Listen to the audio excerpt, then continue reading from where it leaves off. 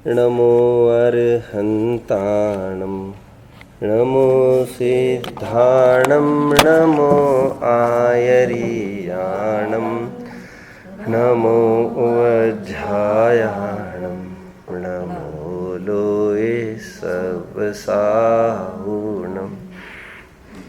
पंचम गुणस्थान वर्ती श्रावक की 11 प्रतिमाएं पाठ चलेगा।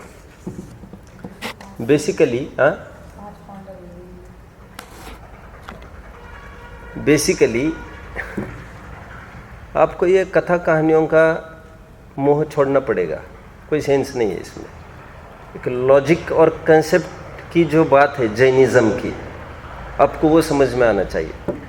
कथाएं तो जैसी यहाँ पर है वैसी जैनेतर में भी पाई जा सकती है, and as a part of syllabus उसको भी देखा जाएगा, but on its turn and on its own time. देखिए, धर्म तो एक ही है, शुद्धात्मा के आश्रय रूप। लेकिन शुद्धात्मा का आश्रय कितनी इंटेंसिटी में होता है, कितनी स्ट्रेंथ से होता है, कितनी स्थिरता को लेकर होता है आश्रय, उसको लेकर दो धर्म का उपचार होता है, श्रावक धर्म, मुनि धर्म। शायद एक चैप्टर है आपको वितराग विज्ञान में होगा, 6 आवश्यक का क्या चैप्टर है? 6 आवश्यक कितना ही है क्या वो चैप्टर? 6 आवश्यक कितना ही है वो चैप्टर? अच्छा, तो शायद उस पाठ का प्रारंभ ऐसा किया गया है जिसमें ये कहा है श्रावक के योग्य आंशिक शुद्धि को आवश्यक कहते हैं। किसी को याद आ रहा है? ठीक है, थैंक गॉड। श्रावक के योग्य आंशिक शुद्धि को आवश्यक कहते हैं, निश्चय आवश्यक है वो।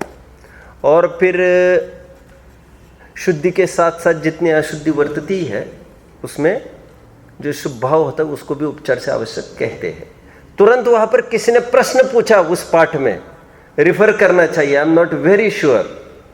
उस पाठ में तुरंत एक प्रश्न पूछा, श्रावक और आत्मा का आश्रय, ये तो मुनियों के बस की बात है, श्रावक के बस की बात थोड़ी है आत्मानुभव आदि। तो वहां पर यह समझाए समझाने वाले ने, नहीं ऐसा नहीं है कि आत्मा का आश्रय दोनों क्यों होता है। दरअसल फर्क इतना सा है कि आश्रय हीनादिक मात्रा में होता है। बात दो प्रकार के धर्मों की है, एक श्रावक धर्म और मुनि धर्म। धर्म दो नहीं है, वैसे धर्म एक ही है, आत्मा के आश्रय रूप धर्म, बट कितनी मात्रा में हुआ है उसको लेकर एक श्रावक धर्म और मुनि धर्म की बात आती है। बहुत खुलकर कहो तो 2 कषाय चौकड़ी के अनुदय रूप, सॉरी 1 मिनट, 3 कषाय चौकड़ी के अनुदय रूप जो स्थिरता हुई वो परमार्थ मुनि धर्म है, और एक कषाय चौकड़ी के उदय के रूप में जो शुभ भाव प्रवर्तता है वह उपचार मुनि धर्म है। कितने जन फॉलो कर रहे इस बात को? मैं श्रावक की कहते कहते मैंने एकदम ब्रेक ले लिया। मैं श्रावक की क्या कहते कहते कितना कहा था और ब्रेक लिया, कोई बताएगा?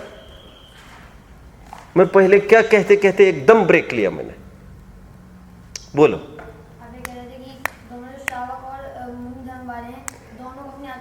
नहीं, मैं कुछ कहते कहते ब्रेक लिया, फिर मैंने श्रावक और मुनि धर्म एक ही धर्म है, लेकिन बस अंतर ही अधिकता का है।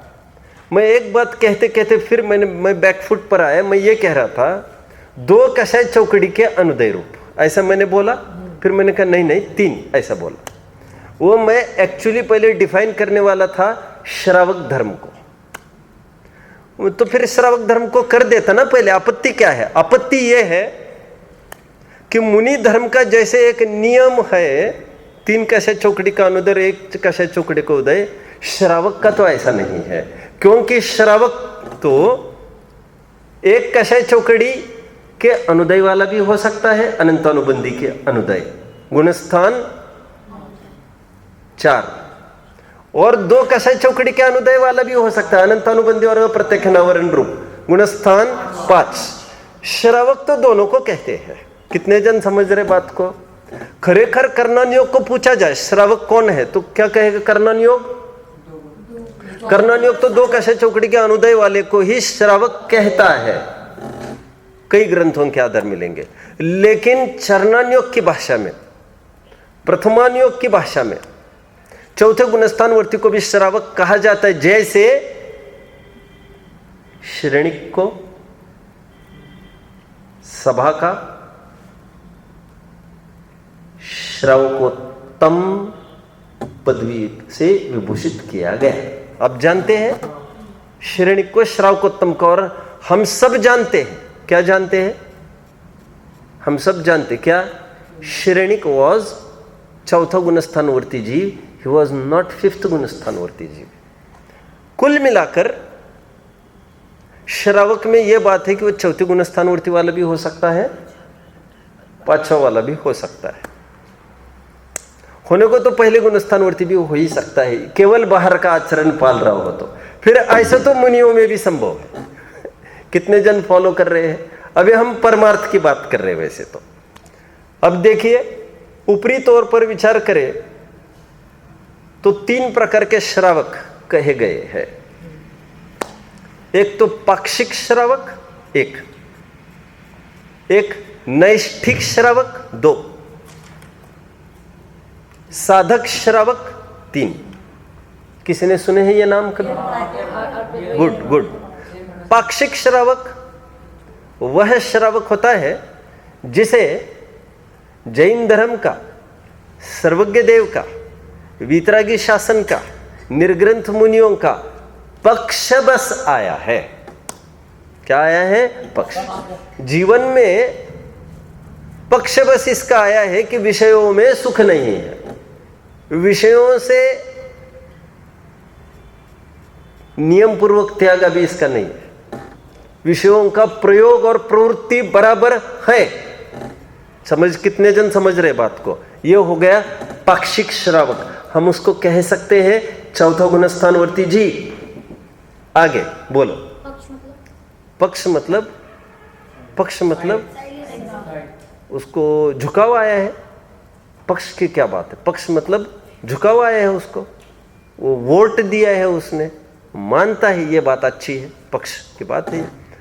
सेकंड, एक होता है नैष्ठिक श्रावक, जिसकी निष्ठा बड़ी है, समर्पण बड़ा है, डिवोशन बड़ा है, और ये माना जाता है ये नैष्ठिक श्रावक है, ये 5म गुणस्थानवर्ती श्रावक बताए गए हैं, जिसकी चर्चा मैं अभी फिर उठाऊंगा। और ये 11 प्रकार का श्रावक कहा गया है, नैष्ठिक श्रावक 5वें गुणस्थानवर्ती। आगे बढ़ते हैं, बात आई है तो बात कंप्लीट करके रख देवे। साधक श्रावक कौन है? साधक श्रावक वह है जिसको चौथा गुणस्थानवर्ती हो अथवा पंचम हो, लेकिन इतना दिमाग में पक्का है कि अंतिम समय मेरा जीवन मेरा जैसा भी गया हो, लेकिन जीवन के अंत में मैं समाधि ही लूंगा। तो जरूरी नहीं है कि उसको कोई एक भी प्रतिमा हो। समाधि संलेखना के लिए गुणस्थान जरूरी नहीं होता है। गुणस्थान मीन्स कोई अणुव्रति महाव्रत रूप गुणस्थान जरूरी नहीं है, साधारण अव्रति श्रावक भी कर सकता है। कितने जन समझ रहे इस बात को? आगे बढ़ते हैं। अभी हम फोकस करते हैं अपने पॉइंट पर। नैष्ठिक श्रावक के 11 स्तर है। वैसे क्या है एक्चुअली? चौथे गुणस्थानवर्ती का कोई भेष नहीं है। क्या कहा? तो उसमें उसकी पहचान में कंफ्यूजन का कोई बहुत पछड़ा नहीं है। हालांकि पछड़ा तो वहां पर भी है पहचान का, क्योंकि बाहर से तो सत्य व्यसन त्याग आदि आदि ये सब उसके भी दिखता है, साधारण पहले गुणस्थानवर्ती के भी, लेकिन फिर भी उसके कोई भेष नहीं होता। चौथे गुणस्थानवर्ती के कोई भेष नहीं है।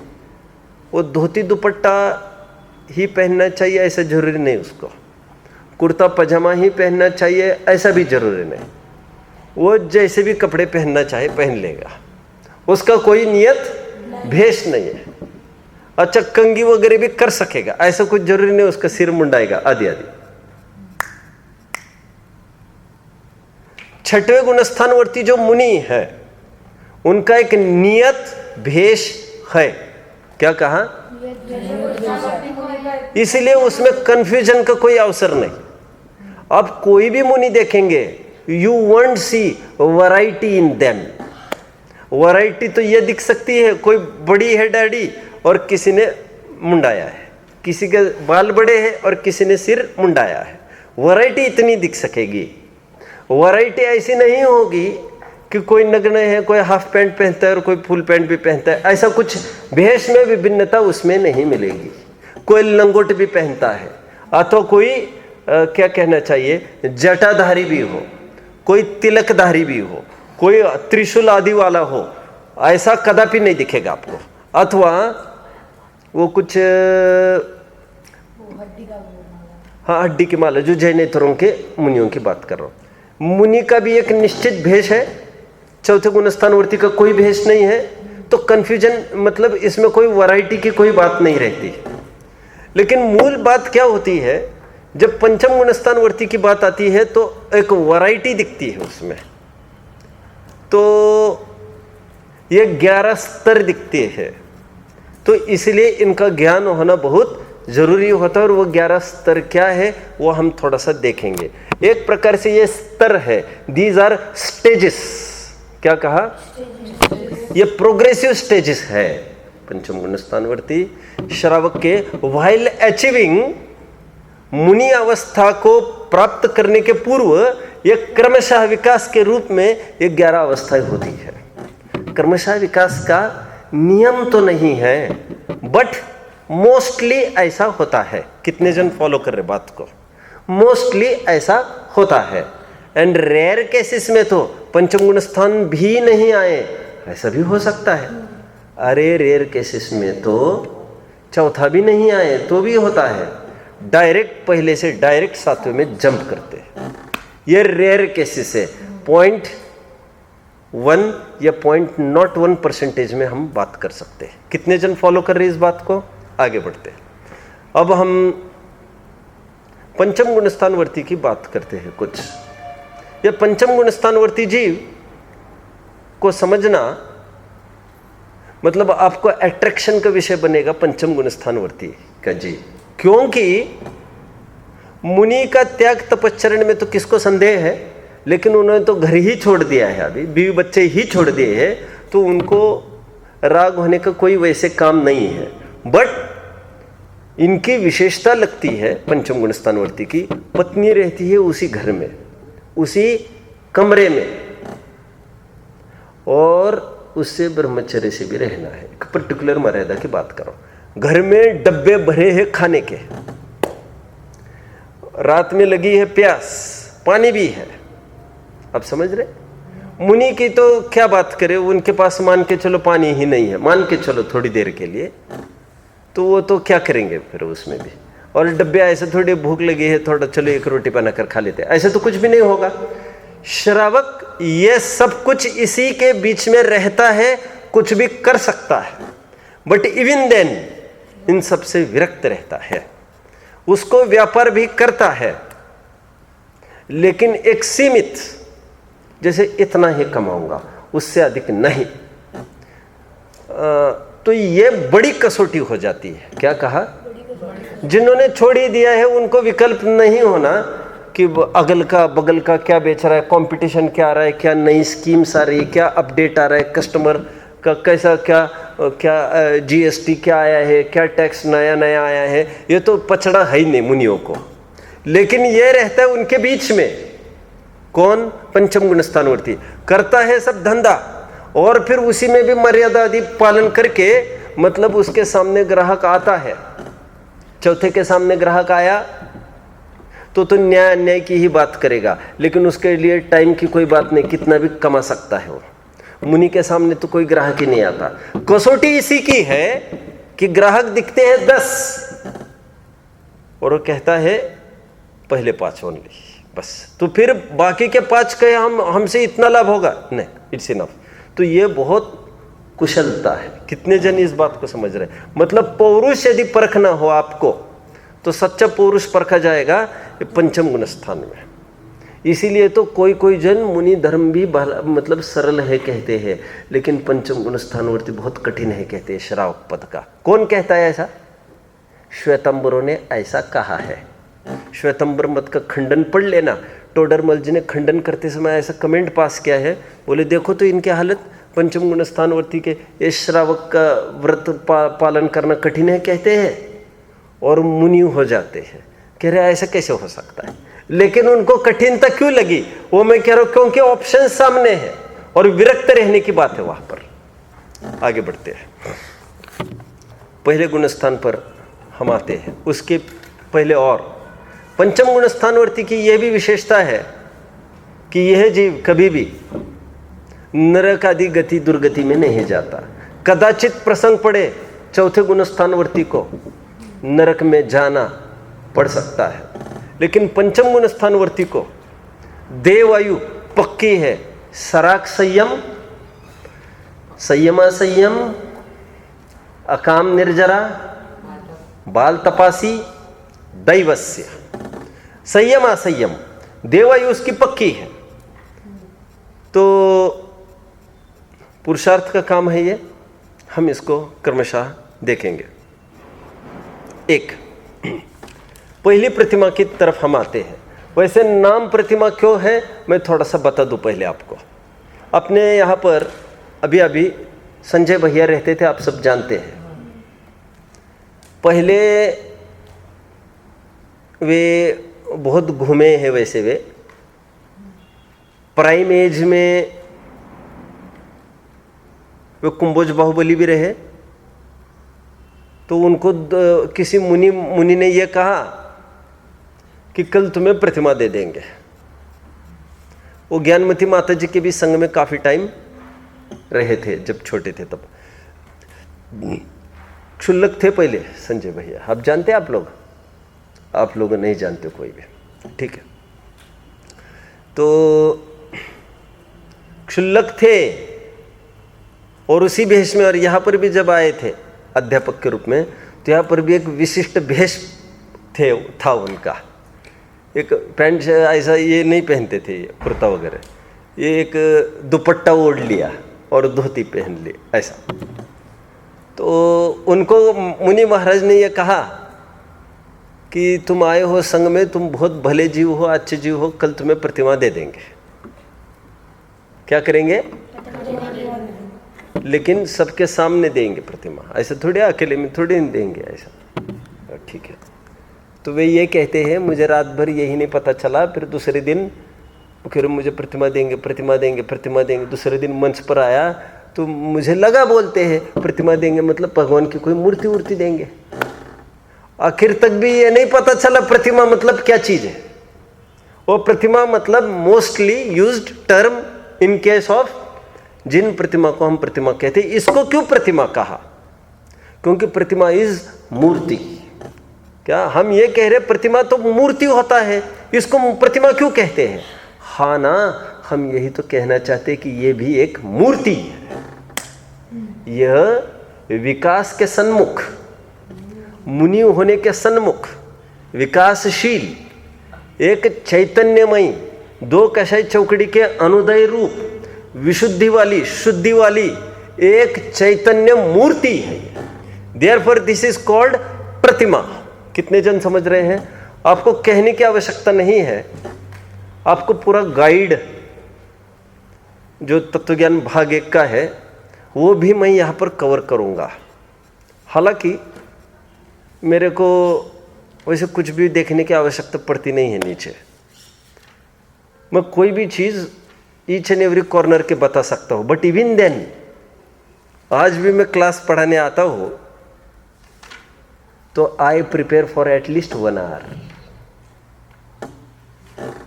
ये बहुत कम लोग जानते हैं।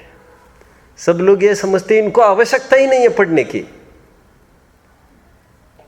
और है भी वैसा। सच पूछो तो मुझे कोई ऐसा नींद में उठाए और ये पढ़ाओ तो मुझे ऐसा थोड़ी ना कभी लगेगा तो रुको साहब थोड़ा सा पसीना पोंछने दो। ये ऐसी तो कोई ट्रबल नहीं है मेरी। एक एक प्रकरण मैंने 10-10 दफे पढ़ाए हैं और अच्छा पकड़ रखता हूं, फिर भी आपको कुछ कहना है, इसलिए मैं इतना कह रहा हूं, आपको कुछ मुझे मैसेज देना है। I don't take any sort of over confidence. समझ में आता है? और बच्चों के सामने बार बार ऐसे नीचे देखना और फिर क्या होगा क्या होगा क्या होगा, एक मिनट, ये मेरे बुद्धि को नहीं जमती है बात। हमको जितना पढ़ने का अवसर है हम कमरे में पढ़ेंगे, पहले करेंगे कमरे में, फिर बच्चों के सामने प्रिपेयर करते रहेंगे, फिर बच्चों के टाइम के साथ हम क्यों खिलवाड़ करते बैठे। मैं आपको इस माध्यम से कुछ कहना चाहता हूं, बीइंग अ टीचर, हम सब पढ़ते हैं, पढ़ना चाहिए, और कॉन्फिडेंस से यहां पर भी काम नहीं निकलता। जबकि आप तो बच्चे हैं, आपको तो वैसे कोई घुमाए, आपको तो वैसे कुछ पता नहीं चलता। अरे बड़े बड़े विद्वानों को घुमाया जा सकता है, तुम तो छोटे बच्चे हैं, तो उसमें कोई बड़ी बात थोड़ी ना कोई झांकने आता है ये कितना पढ़ते क्या पढ़ते। But to be true and to be honest to our mother, अपनी माँ है ना, पहली प्रतिमा की बात करते हैं हम। ये अलग अलग 11 स्तर चढ़ते हुए कि हम बात करेंगे। और एक बात ये भी है, जरूरी नहीं है कि पहले के बाद दूसरी प्रतिमा होगी, दूसरे के बाद तीसरी प्रतिमा होगी। विशेष पुरुषार्थ से डायरेक्ट जंपिंग भी हो सकता है। ओके, भेष तो इनका भी कोई नियत नहीं है, ध्यान रखना। 11वीं प्रतिमा तक तो भेष नियत नहीं है कुछ भी। 10 मान के चलो 9वीं प्रतिमा तक तो कुछ भी नियत नहीं है। 11वीं प्रतिमा का तो खुलकर कुछ एक भेष है, चिन्ह है, लेकिन फिर भी उनकी कुछ पर्टिकुलर एक्टिविटीज है जिससे हम नक्की कर सकते हैं कि ये कौन सी मर्यादा में आकर खड़े हैं। पहली बात करते हैं, आज हम दर्शन प्रतिमा की बात करते हैं। किसकी बात करते हैं? मेनी पीपल थिंक कि दर्शन प्रतिमा इज समवॉट रिलेटेड टू, मुझे ऐसा लग रहा है आप में से कोई जन, एक 2-3 जन आज से 20 दिन पहले या महीना भर पहले वहाँ से आ रहे थे परिक्रमा से, तो 2-3 बच्चे आपको याद आ रहे हैं। आप में से कोई ये कह रहा था कि दर्शन प्रतिमा आदि की कोई बात कर रहा था, कोई कर रहा था, ठीक है, ओके। शायद आपका आशय ये था, देखो अभी जब प्रसंग नहीं, हम वहाँ पर विशेष बात क्या कर सकते हैं, हाँ ना में उत्तर दे सकते हैं। अभी करंट टॉपिक चल रहा है, तो बात यह थी कि देव दर्शन करने से दर्शन प्रतिमा हो जाएगी, बात ये चल रही थी। तो मैंने तब एक बात कही थी कि दर्शन प्रतिमा का अर्थ देव दर्शन रोज करना चाहिए, अर्थात देव दर्शन तो साधारण जैनी ही करता है रोज, तो दर्शन करने मात्र से ही दर्शन प्रतिमा होती है, ऐसे किसी का फीलिंग है। तो मैंने एक बात कही थी, याद आ रहा होगा, आप ही थे क्या? आप ही थे, तो आपको याद आ रहा होगा मैंने ये कहा था, ऐसा किसी भी ग्रंथों में लिखा नहीं है। ठीक है, कोई भी ग्रंथ आप ले लेना। आज हम बात कर लेते व्हाट इज दर्शन प्रतिमा, देन फिर उसको दर्शन क्यों कहा।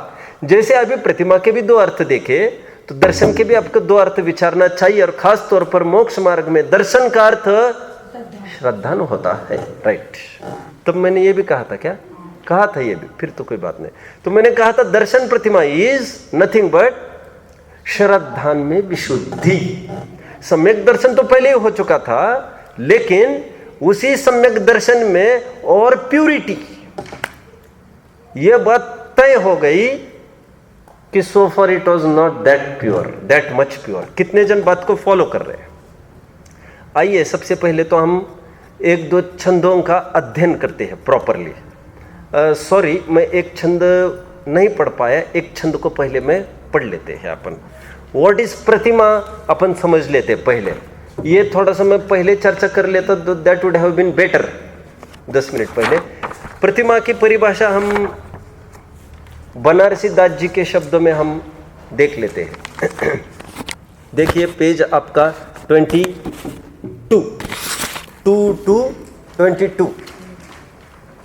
सब छंद पढ़ेंगे।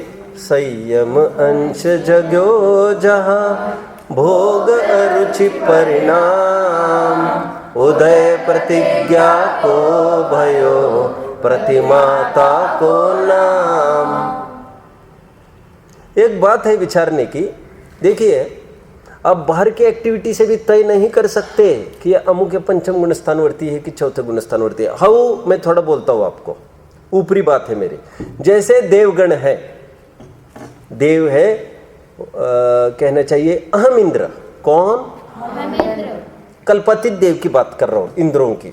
वैमानिक में भी कल्पोपन्न नहीं, कल्पातीत, क्योंकि कल्पातीत के इंद्रों को अहम इंद्र कहते। कितने जन समझ रहे इस बात को? बाहरी कितने जन को जा रही है ये? इतना थोड़ा बहुत समझते होंगे, कल्पातीत और कल्पोपन्न। देन इट्स ओके, ठीक है। तो कल्पातीत जो सब अहम इंद्र होते हैं वहां पर, ओके, वे कभी भी अपने लाइफ में स्त्री का सेवन नहीं करते। उनकी आयु 32 सागर हो सकती है, 33 सागर हो सकती है, 31 सागर हो सकती है। आप समझ रहे बात को? 23 सागर हो सकती है, ठीक है। देखो, 9 ग्रेव्यक, 9 अनुदिश और 5 अनुत्तर, ये यहाँ के सब देव अहम इंद्र कहलाते। क्या?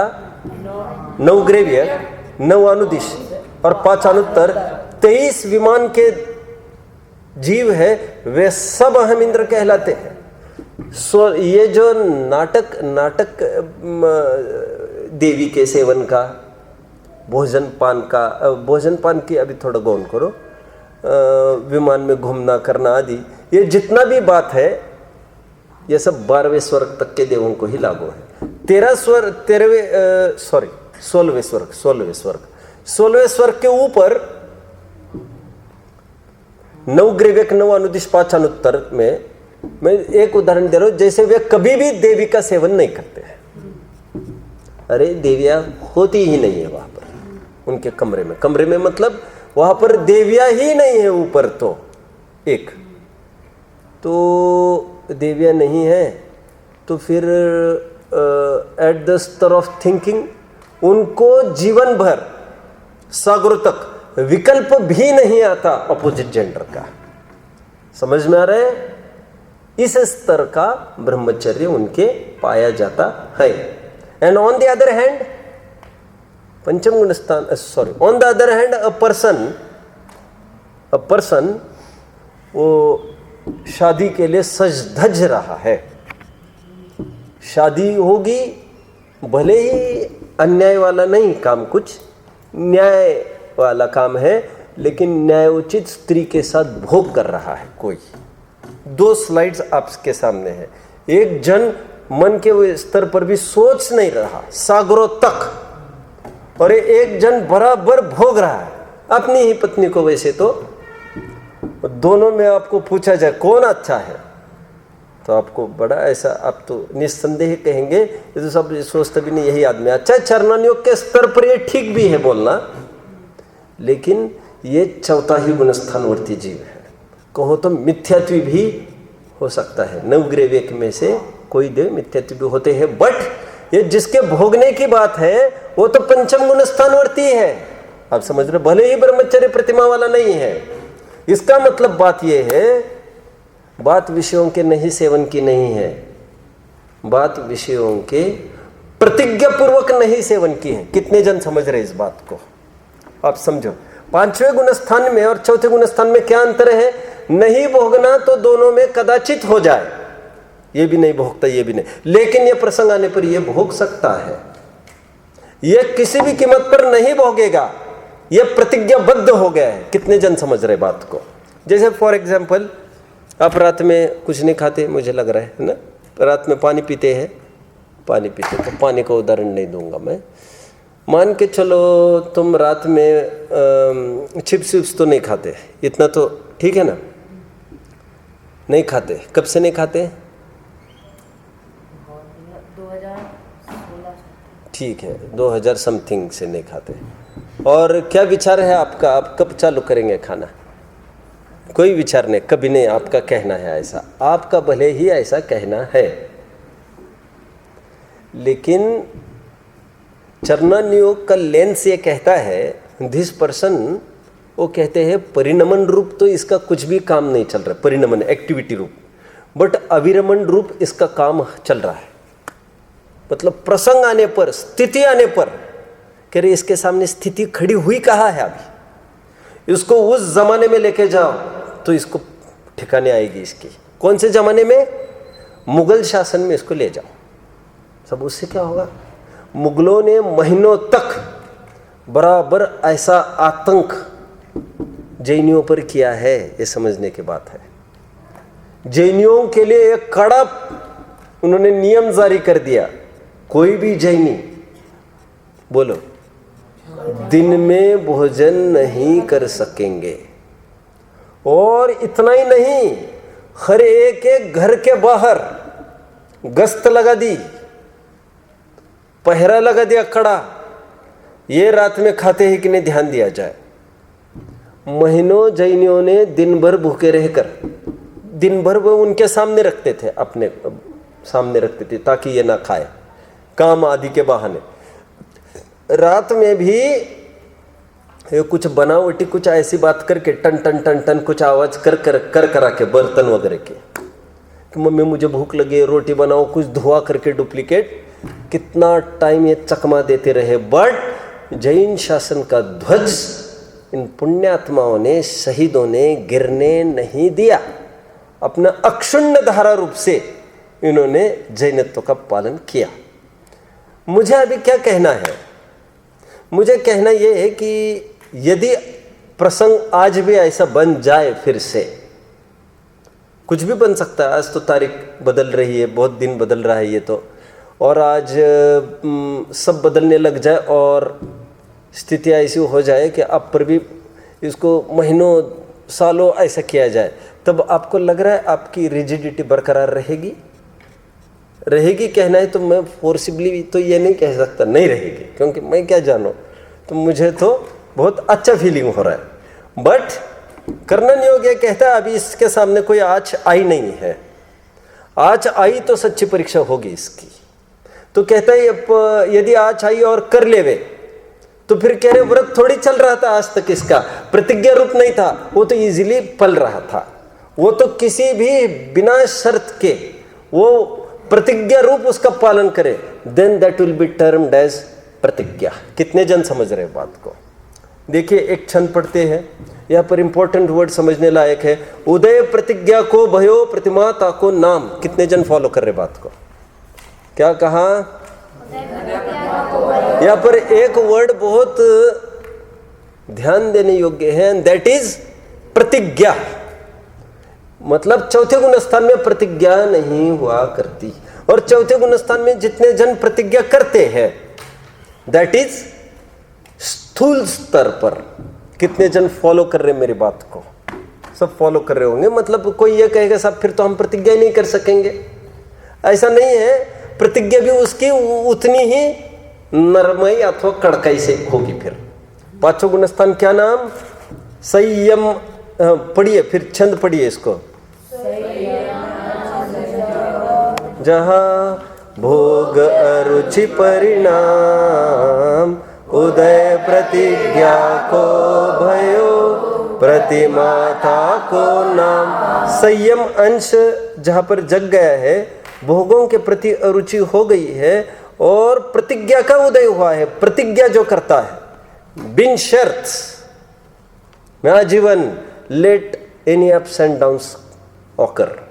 समझ में आ रहा है? फिर मुझे गरीब होना पड़े, दरिद्री होना पड़े, मरण करना पड़े, इन एनी केस उसको प्रतिमा कहते। एक इंपॉर्टेंट ये छंद हमने पहले we were suppose to complete before only. पांचों गुण स्थान समझने के लिए प्रतिमा का स्वरूप एक छंद पढ़िए। आगे का दर्शन प्रतिमा, कमिंग टू दर्शन प्रतिमा। 8 मूल गुण संग्रह,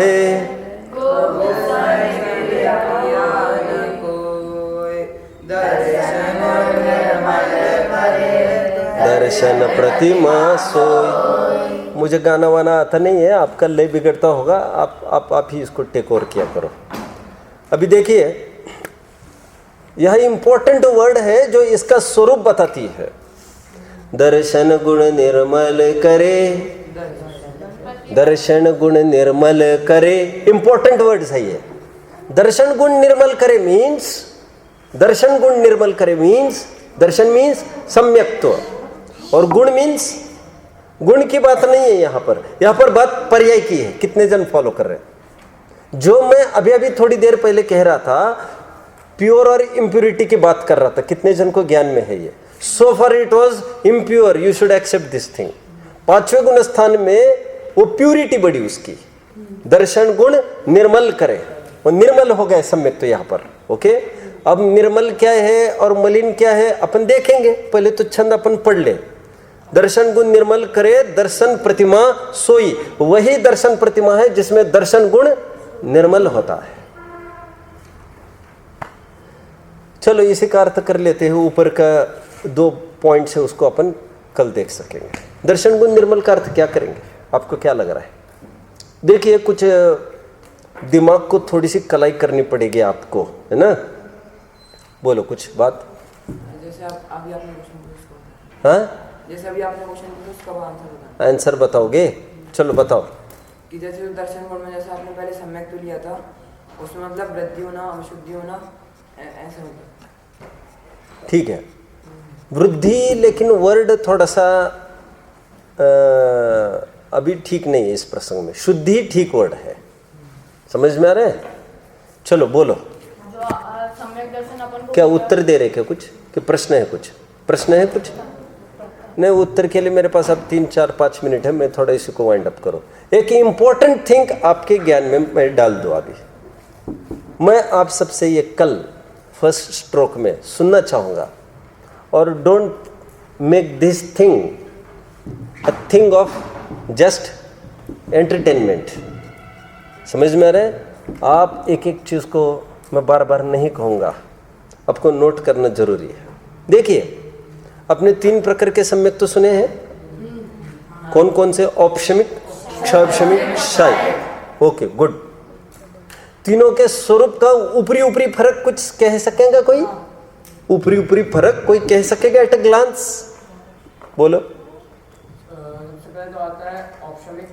तो औपशमिक सम्यक में ये कहेंगे जिसका ऑप्शन मतलब दबा हुआ है जो सम्यक का भी। बात ठीक है आपकी, एक ऊपरी एक शब्द में फर्क मुझे चाहिए, प्रसंग सापेक्ष। मोह की मतलब जो ठीक है आपका कहना, सम्यक एक शब्द में कहना हो, पूर्ण शुद्धि नहीं है, अभी पूर्ण शुद्धि नहीं है। हम ऐसा कहेंगे, औपशमिक और क्षयिक सम्यक्त्व को निर्दोष सम्यक्त्व कहा है, whereas क्षौपशमिक सम्यक्त्व को सदोष सम्यक्त्व कहा है। इस बात से कितने जन वाकिफ है? आप नहीं जानते इस बात को। औपशमिक सम्यक्त्व इज एज गुड एज क्षयिक सम्यक्त्व ओनली। क्या कहा मैंने? एक कंपैरेटिव डिग्री का लाइन है, आप समझे इसको? कौन सी डिग्री? Comparative, sorry positive. एक पॉजिटिव, एक कंपैरेटिव, एक सुपरलेटिव होता है। तो ये पॉजिटिव डिग्री की लाइन बोली मैंने। क्या बोली मैंने लाइन? औपशमिक सम्यक्त्व इज एज गुड एज क्षयिक सम्यक्त्व। What does this mean? कि this is like this thing, positive degree. दोनों निर्मल होते हैं, दोनों निर्दोष होते हैं। क्या कहा? क्योंकि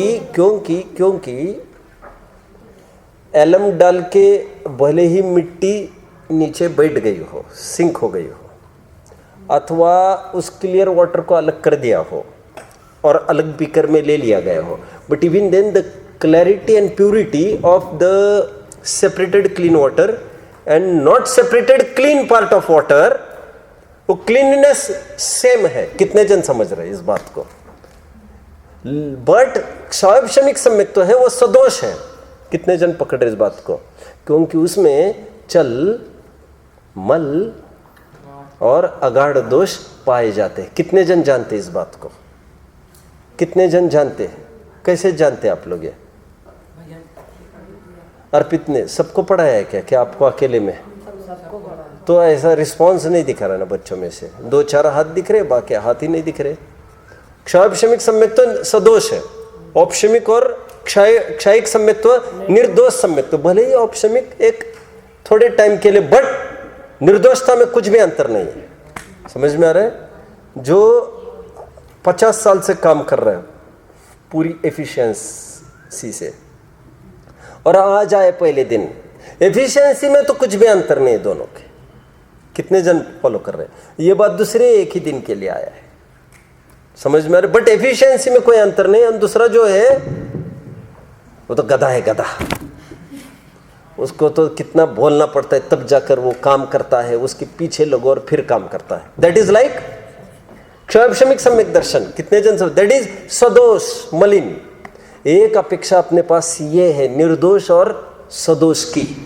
और यहाँ पर एक नई बात कह रहे हैं, यहाँ पर तो गुणस्थानों में डाल रहे हैं निर्दोष और सदोष सम्यक्त्व को। कितने जन समझ रहे हैं मेरी बात को? कल इस बात को आप थोड़ा सा विचार करके आएंगे। कितने जन प्रश्नों को समझ रहे हैं अच्छे से? Otherwise I will repeat them. अभी तक तो 3 प्रकार के सम्यक्त्व हमने देखे, जिसमें निर्दोष और सदोष सम्यक्त्व का विभाजन किया। और ये तीनों चौथे गुणस्थानवर्ती भी हो सकते हैं। मतलब कौन सा सम्यक्त्व है, इससे प्यूरिटी और इम्प्यूरिटी तय करते हैं आप लोग। एक अपेक्षा एक। दूसरी अपेक्षा आप ये खोल रहे आज, ये दर्शन गुण निर्मल करे, दर्शन प्रतिमा सोई। मतलब निर्दोष सम्यक्त्व जहां होता है उसको दर्शन प्रतिमा कह रहे हैं। आज तो गुणस्थान में वर्गीकरण करके बात कर रहे हैं। कितने जन फॉलो कर रहे हैं इस बात को? मैंने वैसे खोल ही दिया है पूरी बात। ये 2 कथन हमारे सामने जिनवानी के फैक्ट्स है।